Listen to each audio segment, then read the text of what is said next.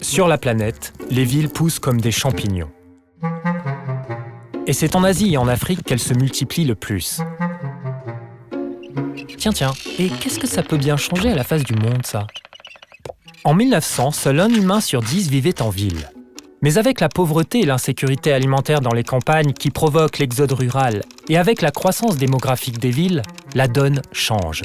Et en 2007, c'est la bascule. L'humanité qui était d'abord rurale devient surtout urbaine. Et elle va l'être de plus en plus.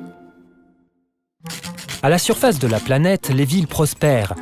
Certaines grossissent au point de devenir des métropoles, concentrant richesse et pouvoir.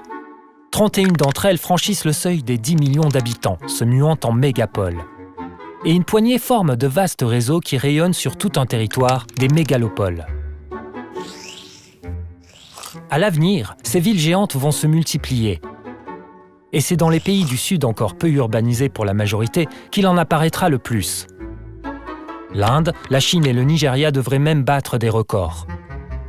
Qu'est-ce que ça va changer? Eh bien, si toutes ces villes qui sortent de terre offrent des emplois, des services, elles engendrent aussi de la pollution, des pertes de terres agricoles et des inégalités. La population y grandit plus vite que les équipements de base. Et les bidonvilles fleurissent. Ils devraient même tripler d'ici 2050 avec pas moins de 3 milliards d'habitants. Oui, 3 milliards. Comment ces villes peuvent-elles alors se développer de façon harmonieuse et durable? Le défi est énorme et les solutions propres à chacune. Pour mieux comprendre, prenons Lagos, la capitale économique du Nigeria, premier pays producteur de pétrole d'Afrique, la plus grande ville du continent. En 60 ans, Lagos est passé de 200 000 à 20 millions d'habitants. Comme toutes les mégapoles, elle offre de multiples emplois et services. Mais ses transports polluent, ses quartiers les plus riches s'étalent, tandis que ses habitants les plus pauvres se pressent dans des bidonvilles ou de l'habitat informel sans traitement des eaux ni gestion des déchets. Que faire alors pour ces gens? Leur construire des logements en périphérie dans des quartiers plus décents? Ce serait les couper du centre de ces emplois et étaler un peu plus la ville.